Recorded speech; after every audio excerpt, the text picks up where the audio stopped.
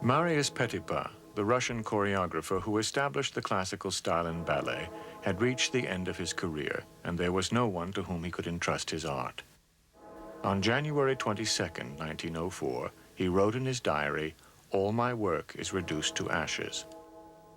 On that same day, George Balanchine was born.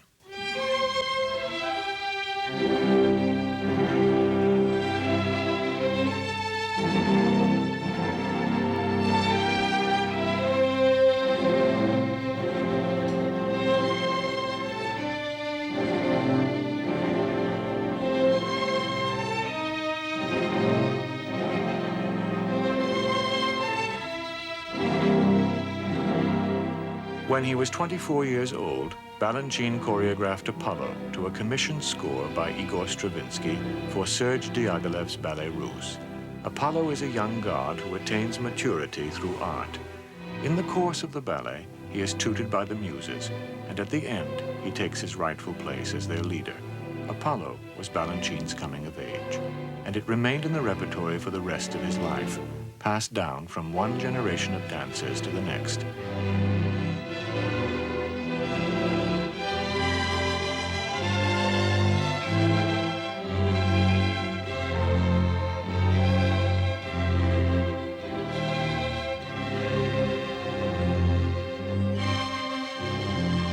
Balanchine went on to make more than 300 ballets, and in them he built on what Petipa had done.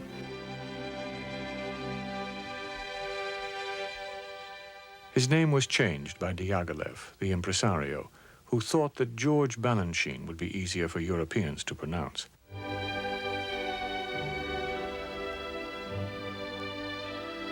Balanchine had come from Russia, where he had been trained at the Imperial School in St. Petersburg.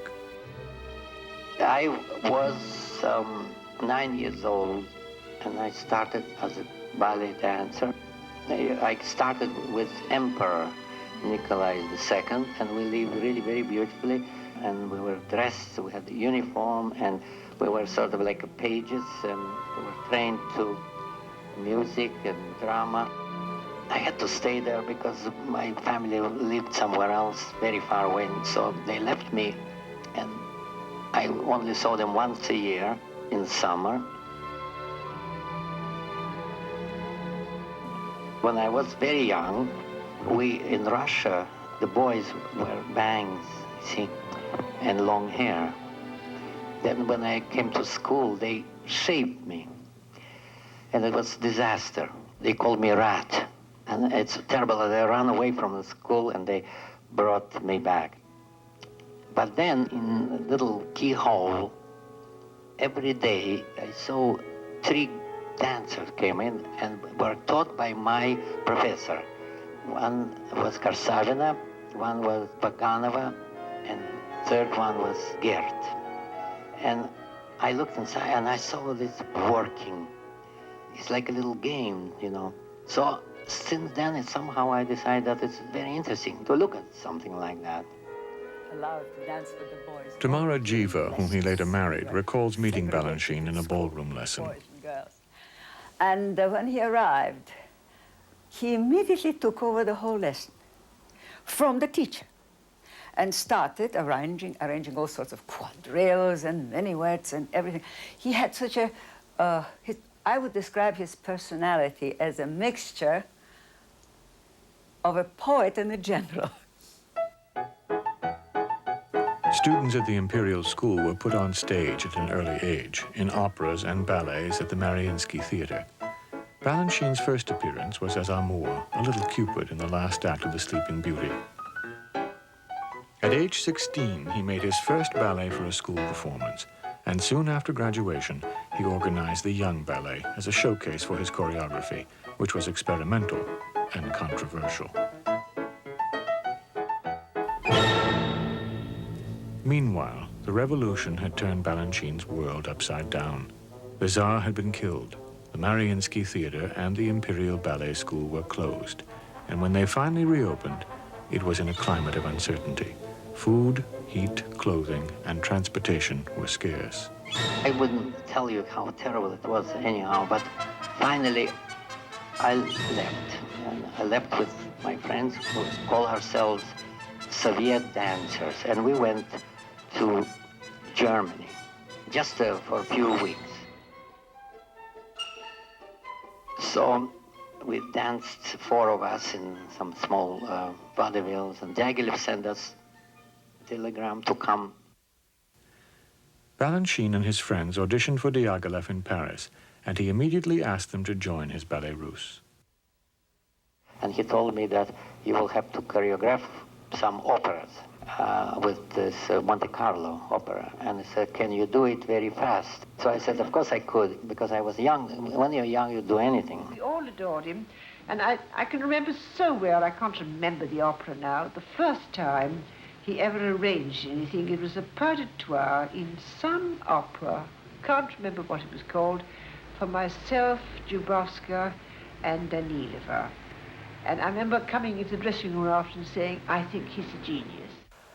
I was about 20 years old, and Stravinsky, Diaghilev gave me this ballet called Rossignol, and I first time met Stravinsky then, you see, and he played for me, and he said that's the way it should be, and the tempo should be like that, and I memorized everything, and I exactly made what it was. But you know what happened?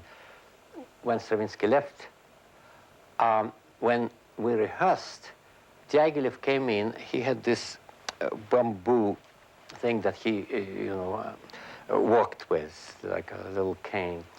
And he started to bang down. He says, no, it's a wrong tempo. It's bang, bang, bang.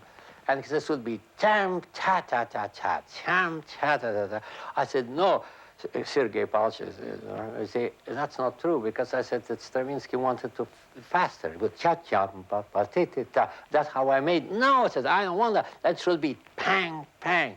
Well, so I did everything, and I changed everything. And when Stravinsky came in, he says, what's the matter with you? I said, I told you that this is wrong tempo.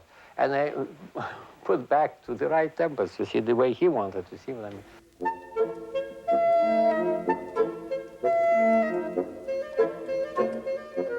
To Diaghilev's mind, ballet resided in the combined impact of the music, the decor, and the dancing. His company was the meeting ground for Picasso, Cocteau, and Chanel. Diaghilev commissioned Stravinsky, Debussy, Ravel, Satie, and Prokofiev to write scores for ballet. Until then, it was what we danced to Dilip, maximum, and Tchaikovsky was great, but the rest was awful things, like, Minkus and so forth and so on. He introduced all this new music to dance. It's the first time that anybody used great painters.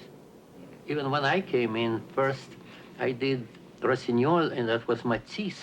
We just came from Russia. I really was stupid at the time, didn't know anything. So who Matisse, a painter, so what? To me, a painter is a painter.